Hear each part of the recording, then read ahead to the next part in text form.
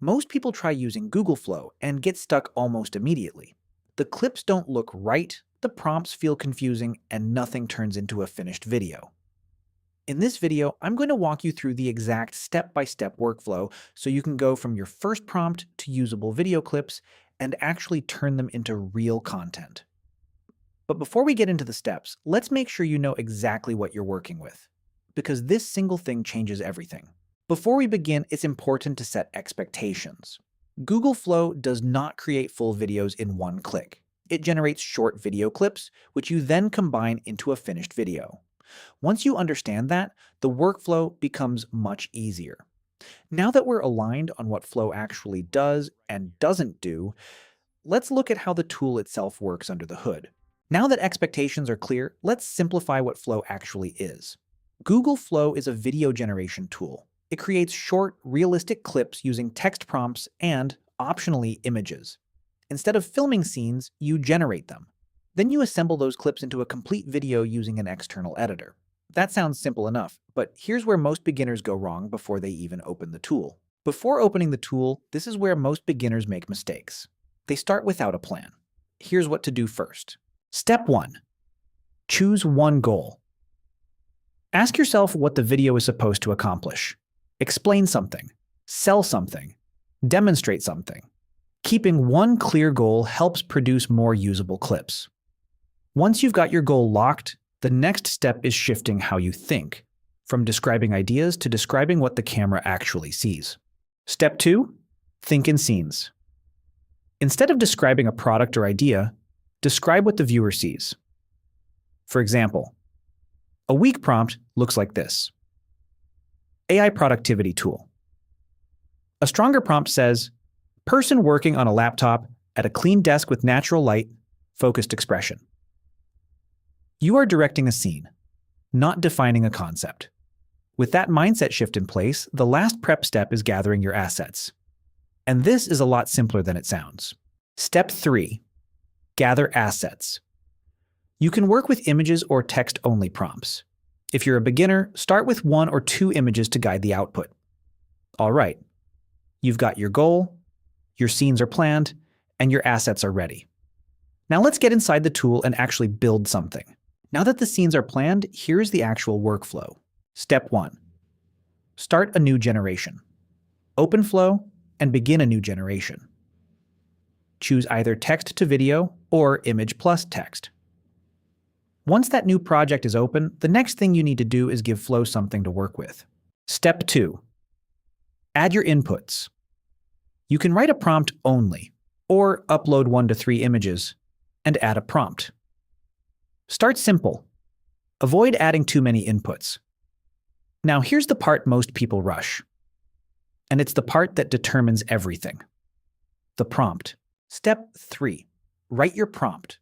Structure your prompt using these elements: environment, subject, action, camera movement, lighting, tone. For example, you can type modern office, natural window light, man working on laptop, slow camera push-in, calm professional tone.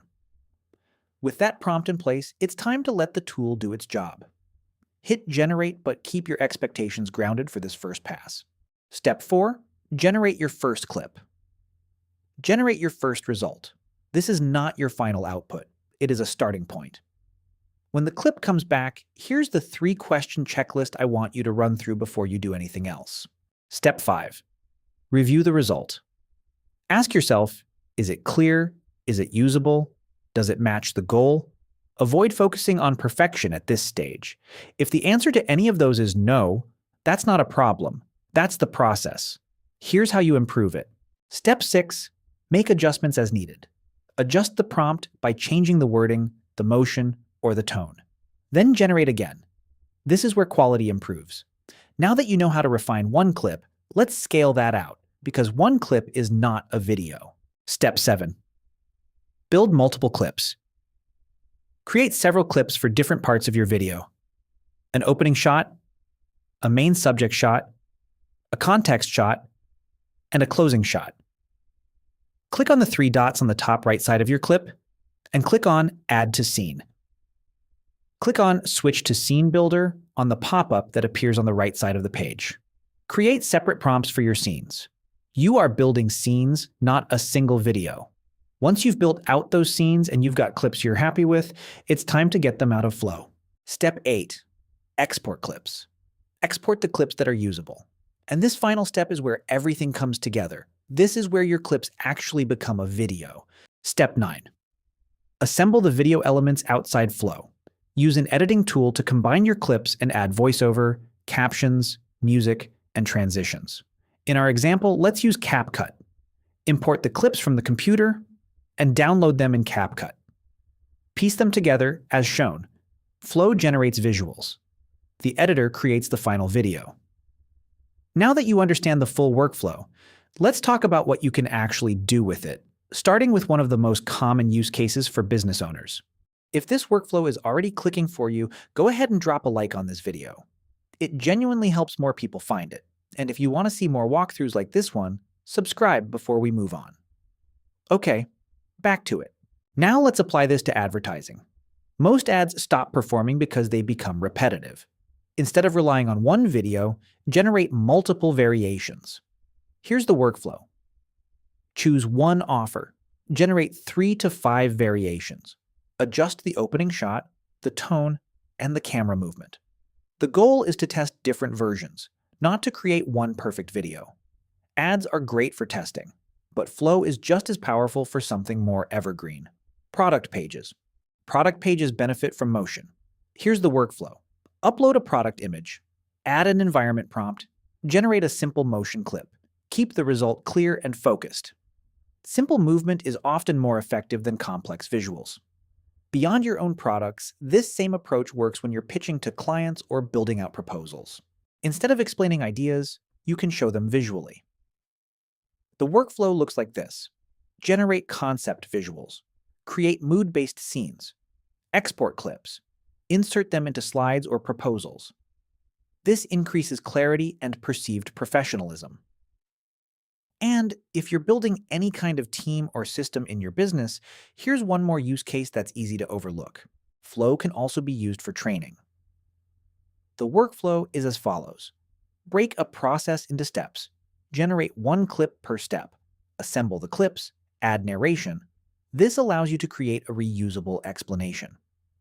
Now that you've seen what's possible, let's quickly cover the mistakes that will slow you down so you can avoid them from day one. Avoid these common mistakes. Mistake 1, expecting full videos. Flow generates short clips. You need to combine them later. That's the most common one. But this next mistake is what keeps most people stuck on their first generation. Mistake 2, writing vague prompts. Unclear prompts lead to unclear outputs. Always describe a scene. Once you've got your prompt right, there's still one more thing beginners tend to do that hurts their results. Mistake 3, overloading inputs. Too many images or ideas can reduce quality. Start simple. And even with clean inputs, this next habit is what separates good clips from average ones. Mistake 4, not iterating. Generating once usually leads to average results. Refinement is necessary. And finally, even the best clips in the world won't matter if you skip this last step. Mistake 5, skipping editing. Flow is only the first step. Editing is required to create a finished video. All right. You now have everything you need to go from blank screen to finished clip.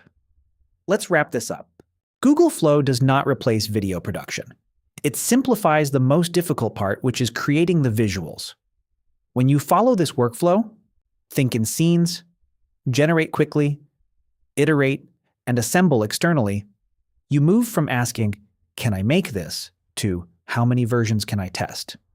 If you want to go deeper, the next video breaks down prompt strategies, clip structuring, and how to build a full content system from this workflow. I'll link it right here. See you there.